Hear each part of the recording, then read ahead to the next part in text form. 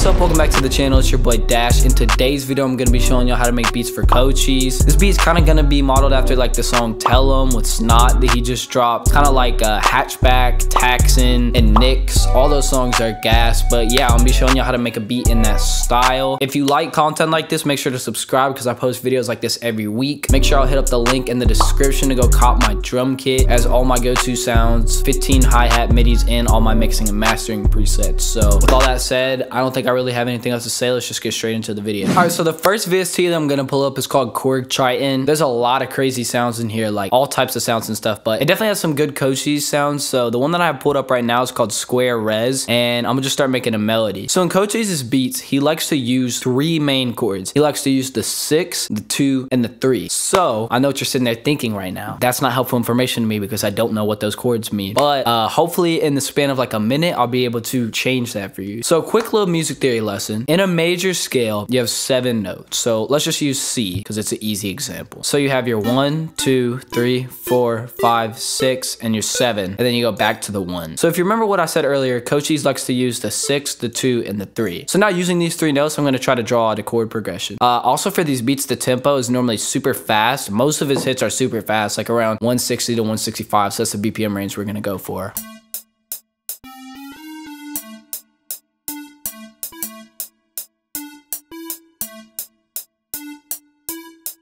I like that a lot. So what I'll do now is I'll just put that down an octave and Command L to make all the notes touch. So inside of a major scale, the 2, the 3, and the 6 are minor, which just so happens to be the 3 chords we're using in this beat. If you're curious, the 1, the 4, and the 5 are major, and then the 7 is diminished, but we're not even gonna talk about that right now. But the spacing for a minor chord is that you skip 2, put a note, skip 3, put a note. If you follow that spacing, then that's how you make a minor chord. So here's what that minor chord sounds like on the A. Pretty solid chords. So literally what we can do now is, since we know that the 2 and the 3 are also minor, we can just take that chord, copy it over, move it up to a D, and same thing for this E right here. Just copy the chord over, move it up to an E. Again, this only works when all 3 of the chords that you're using are minor. You can't do this if you want to make like a minor chord, then a major chord. So just refer back to that little thing that I told y'all earlier if you want to know what chords in the scale are major and minor. So with that being said, now we kind of have a little chord progression. So I'm gonna play out what that sounds like. So it obviously doesn't sound too good right now, but once we start layering stuff on top of it, hopefully it will. Most of the beats that cochise gets on are kind of Pierre type beats. So with these type of beats, you want to add a lot of 7ths and a lot of 9ths and stuff. In this video, we'll probably be mainly using 7ths, but 9ths are cool too. If you want to figure out how to layer a 7th or a 9th, there's 2 ways. So if you want to know how to find it in like a technical music theory way, you could just count up starting on A. So 1, 2, 3, 4, 5, 6, 7, and there's your 7th. So I'll go ahead and put that on there. And then another way that you can do it is just if you know that you want to make a minor 7th, you can just move down a whole step from the note. Because as you can actually see, if we put this G down an octave, it's just a note that's a whole step beneath the A. So for all the rest of these chords, we know that that same thing is true. So we'll go a whole step down from D and a whole step down from E. And I'll go ahead and shorten up these chords and then put them up an octave by using Command up arrow. And now we have our 7ths layered on top. So I'll show you what that sounds like. So now what I'll do is I'll take this middle note of every chord and put it up an octave. What this does is it just inverts the chord. I do this a lot in my beats because I like this inversion, but you could technically do this with any like note in the beat, other than you probably wouldn't want to do it with like the bass note. And if you did, then you would want to put the bass note back down there because you want that bass note to be the lowest note because that kind of establishes the chord. But with pretty much any other notes in the chord, you can kind of move them around octaves, see how you like how it sounds. But all I did right there is I just took that middle note, used Command up arrow to put it up an octave, and this will just give the chord a more like open inversion. So here's what that sounds like. I like this melody, but maybe if we move it down a couple notes, so I'll just use shift down arrow. I like that. I'm gonna copy that over, and then I have an idea. I feel like I could go like this. And then maybe with this one, I could do a different inversion where I take this G sharp and put it down an octave.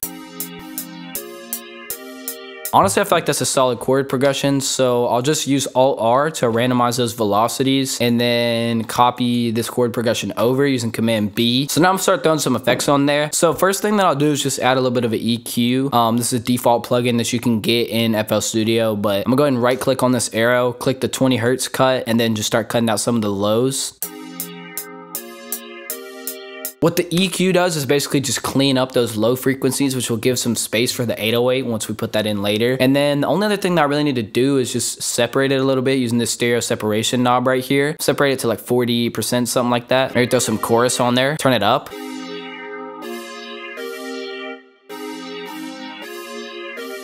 Honestly, that's pretty fire, so I'm gonna start layering some sounds on top of that. I'm gonna pull up Purity and grab a little lead synth. Cochise uses a lot of these like ear candy synth lead type of melodies to kind of accent the main melody. But what he normally does is he takes a lot of more simple lead melodies and layer them on top of each other rather than try to make one super complex melody, and they all kind of blend nicely together. So I'm gonna go into the lead section of Purity, and I really like this simple square lead right here.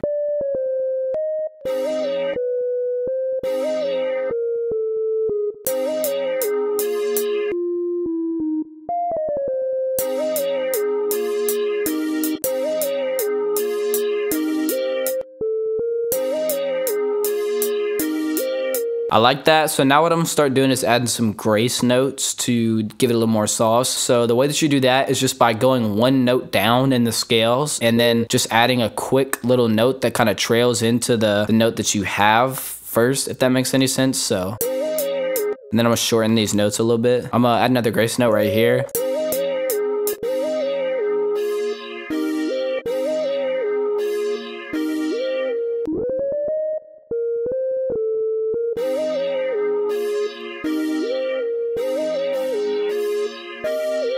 I think that's pretty catchy, so I'm gonna copy that over, and then I might add a little.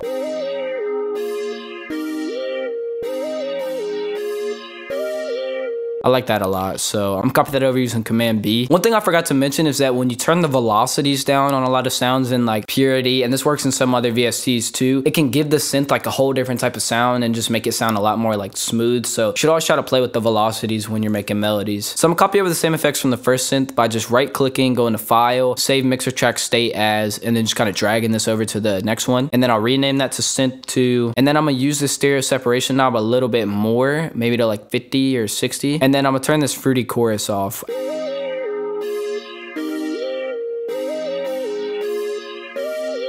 Now I'm gonna try to pull up a little bit of an arpeggiator to kind of take the chords that we have in the melody and put them into something that's gonna kind of arpeggiate them out and just make it nicer sounding in the background.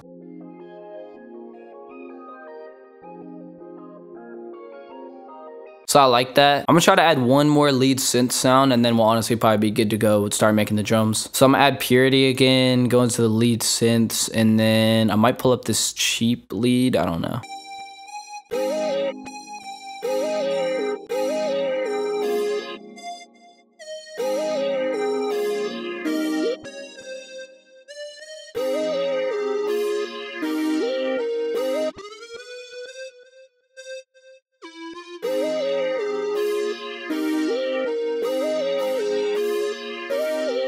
I really like that. I'm not really sure if I'm messing with that ARP, so I might try to grab this bell from Purity and kind of ARP out the chords myself instead. So all I'll do is go into Purity and then grab this little 90s bell pad preset, and then I'll just go into my piano roll and hit Alt A to arpeggiate the notes.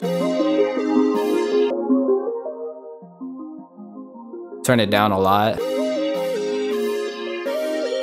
Honestly, that goes crazy. I know it sounds like there's a lot going on right now, but once we arrange the beat, we won't have one section where all those are playing at the same time. We'll kind of use them like sparingly and separately, so I'll show y'all what I mean. But I'm gonna render that out real quick, and then I'll be back to cook up the drums. So first thing I'm gonna do is throw my master preset on there for my kit. Link in the description if you want to cop it. But I'll just go into presets, grab my new master preset, and let's get to cooking up some drums.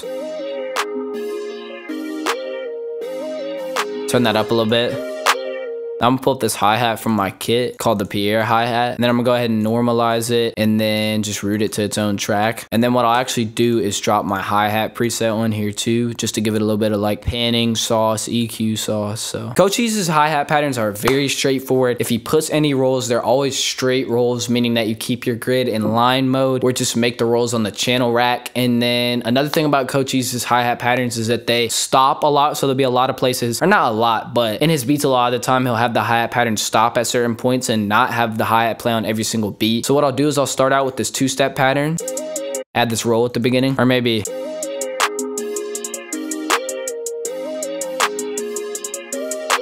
So yeah, all I did was I had a two-step, I had a low roll right here, and then I took out this note right here. So I'm gonna pull up a snare, main snare from my kit. I'm using the snare to kind of accent certain beats. That's normally where you'll hear snares play, in that little spot where I put them right there. Cochise uses like pretty basic patterns, so I'm not gonna get too crazy with any like snare rolls or anything, because it's not really like Cochise's signature thing.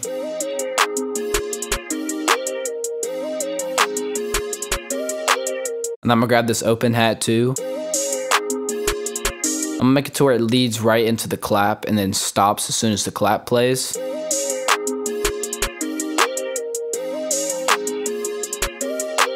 I'm gonna use Alt-R to randomize the velocity of these hi-hats a little bit. I'm gonna throw this hi-hat preset on my open hat from my kit.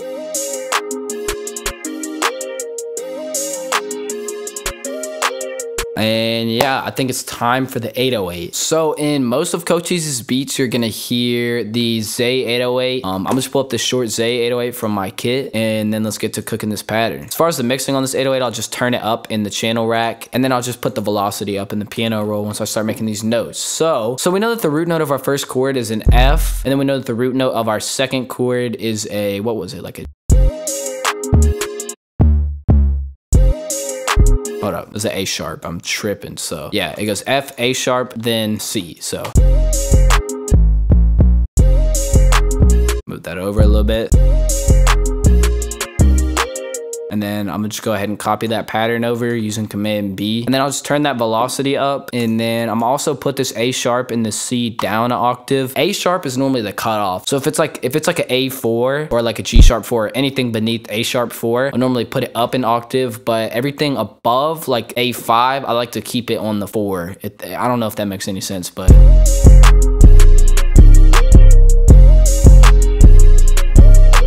maybe I'll put this one up. Then put this one up.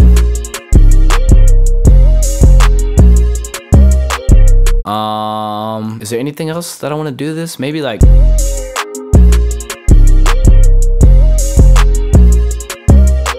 so I kind of like taking that first 808 note out on the first half just to give it more variety. So honestly, I think that sounded pretty good right now. So I'm gonna go ahead and arrange out the beat, and then I'll be right back. All right, I just arranged out the beat. It's absolute gas, like I always say. I definitely think this sounds like something that Cochise would hop on, but let me know how y'all feel about it down in the comments. Also, let me know what y'all want to see in the next video down in the comments. Make sure y'all go cop my drum kit, link in the description. Also, if you want to buy this beat from me, I'll leave a link in the description. It'll also be the link to my beat store, which has all my other beats. So if you want to go about buying a beat from me, that's definitely the way to go. Make sure y'all subscribe if you like this type of content, because I post videos like this every week. And yeah, that's about it. So I'm gonna see y'all in the next one. Peace.